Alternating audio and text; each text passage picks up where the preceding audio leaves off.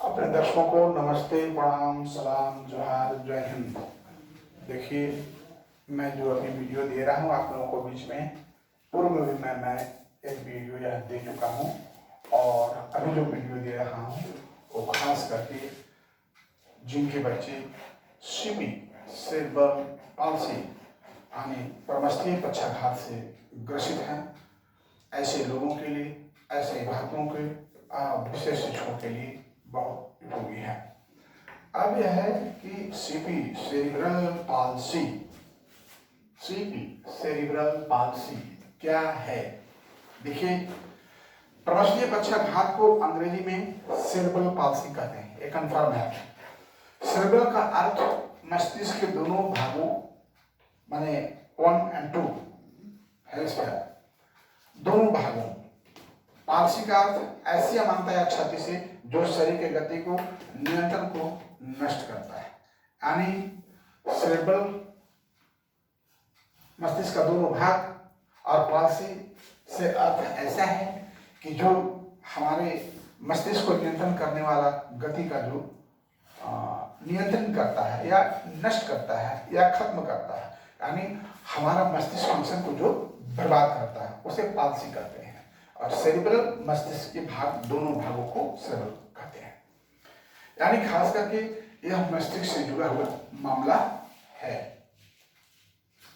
अब है कि प्रमस्थीय पक्षाघात के प्रकार, इसके अन्य प्रकार हैं, पर ऐसा है कि इसको अन्य भागों में हमने बांटा है कि तीव्रता के अनुसार। तीव्रता के अनुसार मतलब है कि यानी कितना उसमें स्पेसिफिसिटी जो है उसके अनुसार। तो उसके अनुसार जो तीव्रता के अनुसार होता है तो उसमें mild cerebral palsy, mild cerebral palsy यानी अति अल्प प्रमस्थीय पक्षाघात। तो ये क्या होता है कि इसमें बहुत कम पक्षाघात होता है, व्यक्ति कम पैरालिसिस होता है, कम इफेक्टेड होता है और यह अपना बहुत कुछ सीख सकता है और सीख करके स्वतंत्र पूर्ण जीवन जी सकता है। और दूसरा है मॉडरेट सेरेब्रल पाल्सी। हमारा पीछे का वीडियो देखेंगे उससे भी आपको समझ आएगा। तो मॉडरेट सेरेब्रल पाल्सी जो है, इसमें गामा तथा शरीर स्थिति संबंधित माने दिव्यांगता का प्रभाव अधिक होता है। बचाव उपकरण की मदद से बहुत हद तक इसको सुधार किया जा सकता है। यानी ओटी और पीटी का सहयोग लेकर के जो मॉडरेट सेरेब्रल पाल्सी हैं उनको बहुत सुधार किया जा सकता है।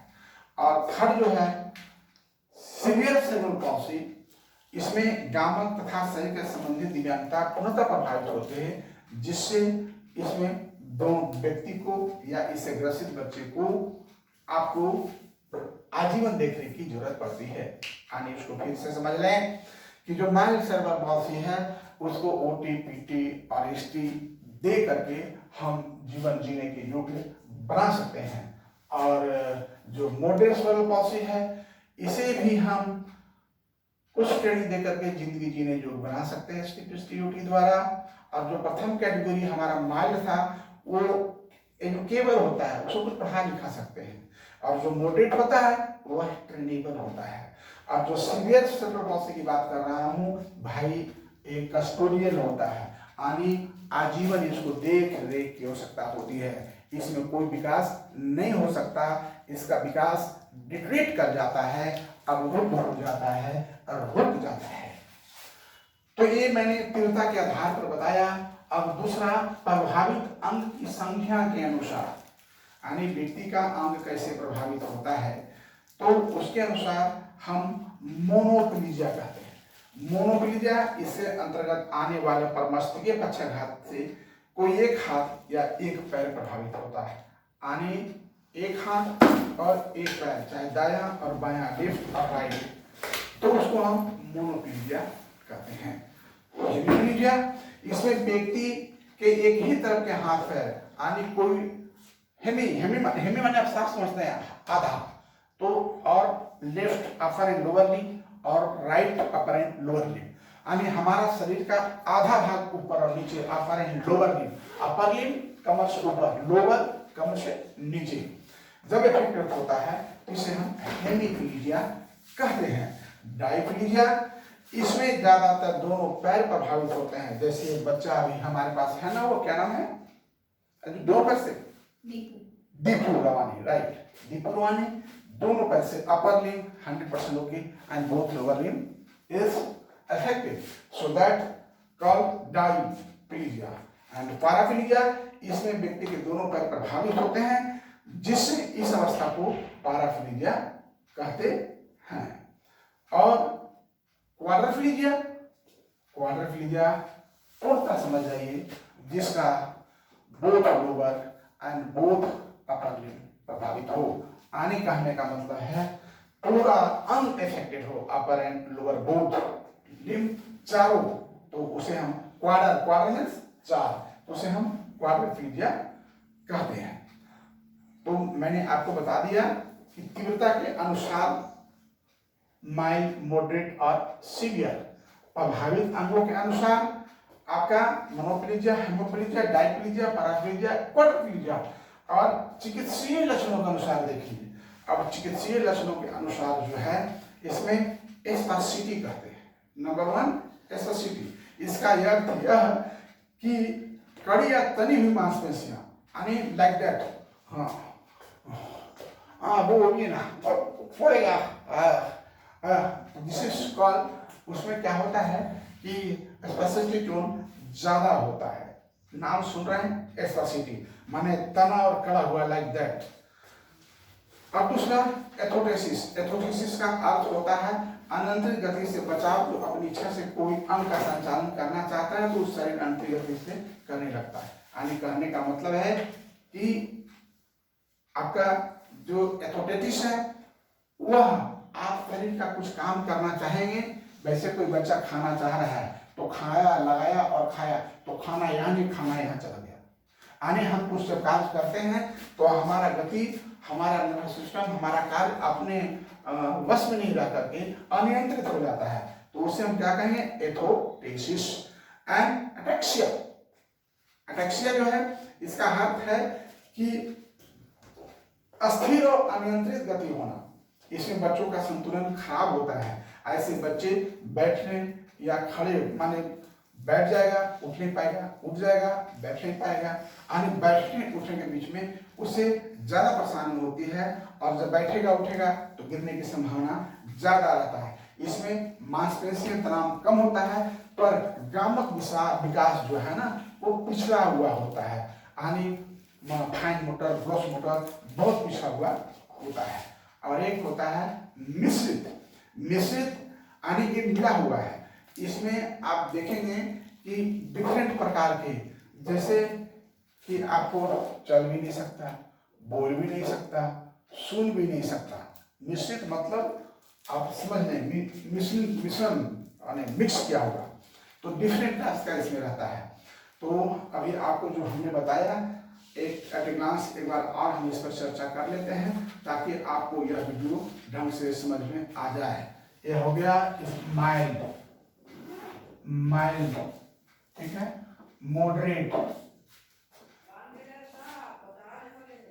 सीवियर, माइल्ड, मॉडरेट और सीवियर, तीव्रता के अनुसार ये तीन होते हैं। माइल्ड क्या होता है, ये जो केवल होता है, इसको पढ़ा लिखा सकते हैं ट्रेनिंग देकर के पीटीएसटी के द्वारा।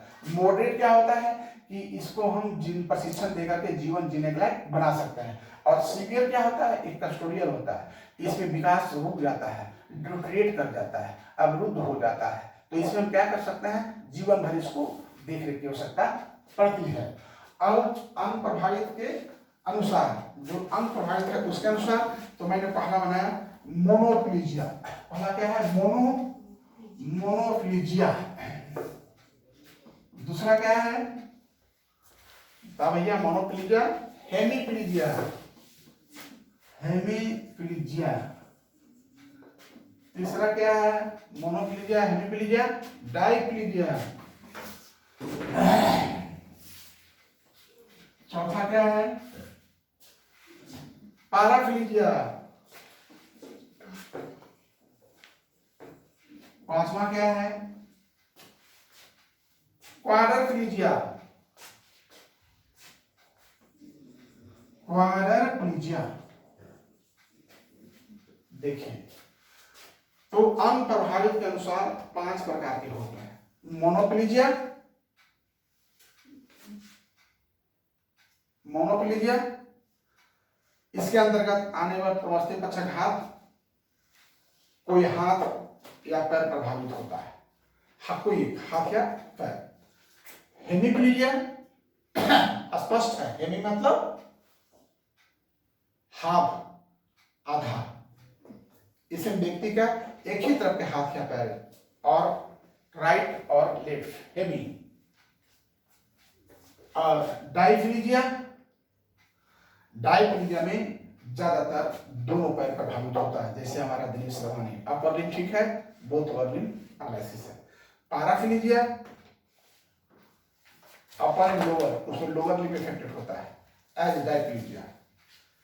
क्वाड्रिप्लीजिया जिसमें both lower and both upper limb, यहाँ आ गया क्वाड्रिप्लीजिया। अब आते हैं चिकित्सीय लक्षणों के अनुसार। चिकित्सीय लक्षणों के अनुसार spasticity number 1, spasticity. Number 2, spasticity, जो स्पास्टिक टोन है उसमें बहुत ज्यादा रहते हैं, आकलन रहता है। एथोप्टेसिस, एथोप्टेसिस। Number 3, ataxia.